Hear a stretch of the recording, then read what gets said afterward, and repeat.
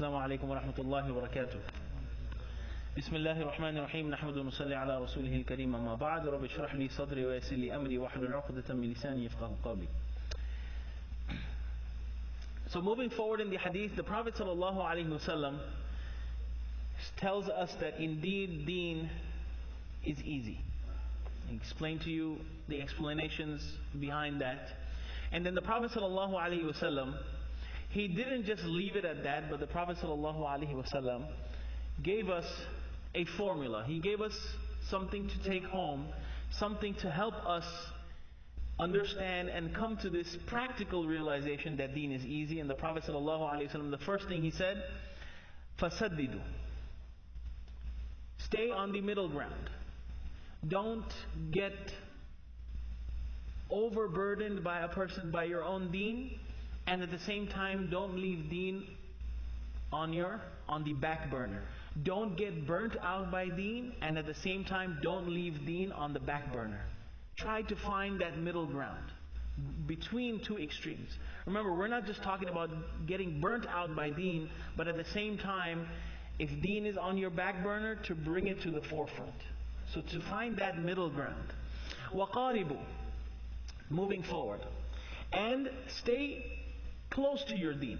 Ibn Hajar rahimahullah explains, إِن لَمْ تَسْتَطِيعُ الْأَخْذَ بِالْأَكْمَلِ فَاعْمَلُوا بِمَا هُوَ أَقْرَبُ.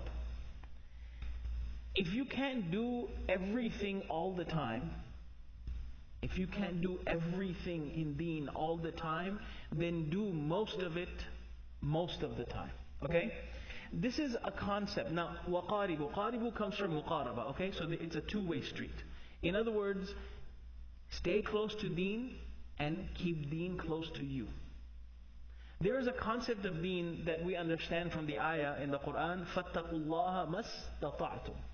Fear Allah subhanahu wa ta'ala, or be mindful of Allah subhanahu wa ta'ala as much as you can. What does this mean? What this means is that if for some reason, now we're all human beings, right? Nobody's perfect. If for some reason you have commitment issues in certain areas of deen, if for some reason, whatever the reason may be, you are weak in a certain aspect of deen, that doesn't mean that we ditch everything altogether. مَا لَا يُدْرَكُ كُلُّهُ لَا يُتْرَكُ كُلُّهُ. If you can't have all of everything, you don't just let it go. You do what you can. And this is what is meant by the Prophet ﷺ saying, وَقَارِبُوا. Stay close to the deen. And keep deen close to you. Okay? And what does a person keep close? Something that a person loves. So have love for your deen. And then the Prophet ﷺ said, وَأَبْشِرُوا. So now there's two things. سَدِّدُوا, قَارِبُوا. Find the middle ground. Keep your deen close to you. And if you are staying in between both of these extremes, if you are finding that balance, you're keeping deen as close to you as possible, abshiru. Congratulations. Hats off. Be happy. Don't be struck with grief. Okay? Because you can't do extraordinary acts of worship, or you're not going to the extreme of doing so much worship. No, if you have found the middle ground and you are steady in doing whatever you're doing, that's something to be happy for. That's something to be proud of. That's not something to be sad or struck with grief over. And Ibn Hajar rahimahullah explains, تبشير من عجز عن العمل بالأكمل بأن العجز إذا لم يكن بصنيعته لا يلزم نقص أجره.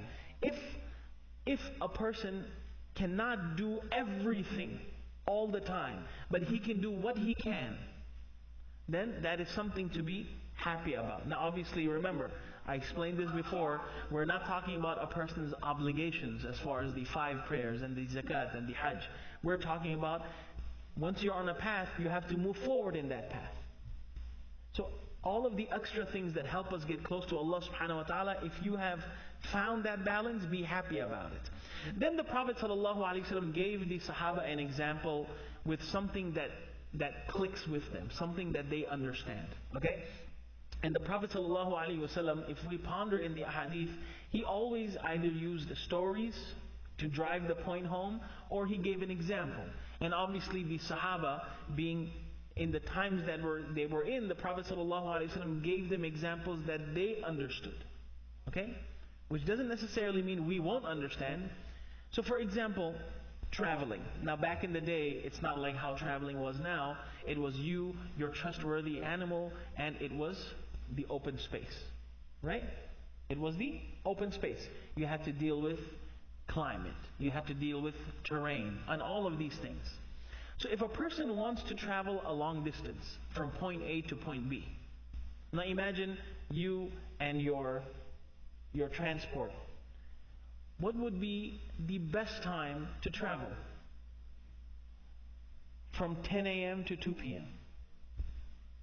Right? During that scorching heat. That would be the best, right? Because everything is bright, no one else is in the desert, because everyone else is seeking shelter, so that would be the best, right? No. When a person wants to travel, if you want to get far without burning yourself out, the best time to travel is in the early hours of the morning, and in the later hours of the evening, and at night. This is when you start your journey. This is when, alright, let's all move. And then once it gets hot, you rest, pitch up the tent, think just, or just let's think about hiking, for example, or some outdoor sporting activity, training, for example. When is the best time to train if you're in professional sports? 12 noon, right? Outside. 1 o'clock in the afternoon? No. It's obviously in the morning. People that go run track and field, people that are biking, when are they biking on these roads? Early morning, right? Or in the evenings, when the heat is not there, not in the scorching heat.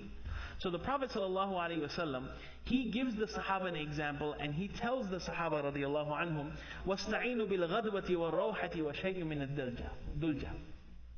Ghadwa means the early mornings of the hour, the early hours of the morning, and Rawha means the later hours of the evening, and Dulja means in the darkness of the night.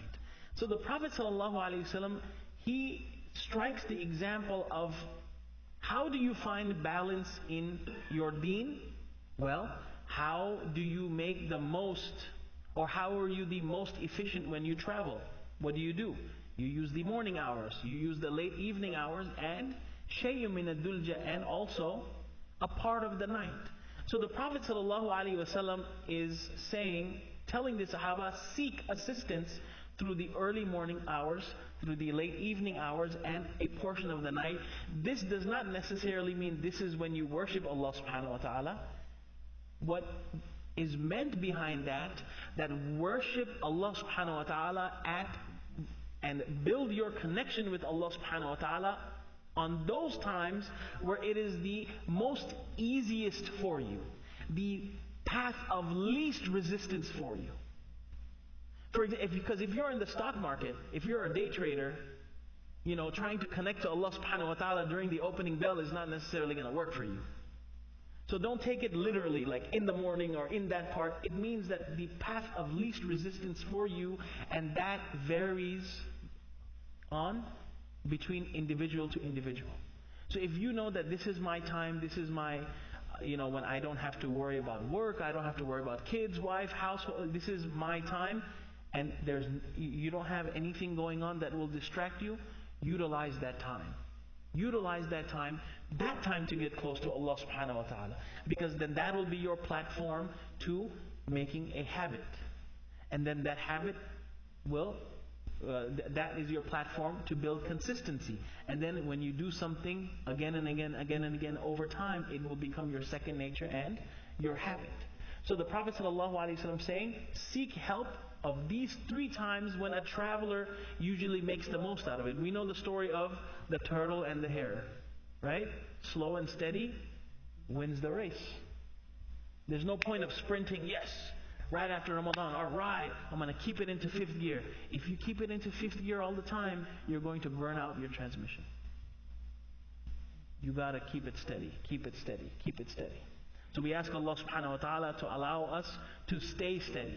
These aren't encouragements for us to start slacking or being lazy. Rather, this is an encouragement for us to try to find a balance, strike a balance in everything. Our dunya, our deen, and everything else. And we ask Allah subhanahu wa ta'ala to make us like that. Jazakumullahu khair. Few announcements.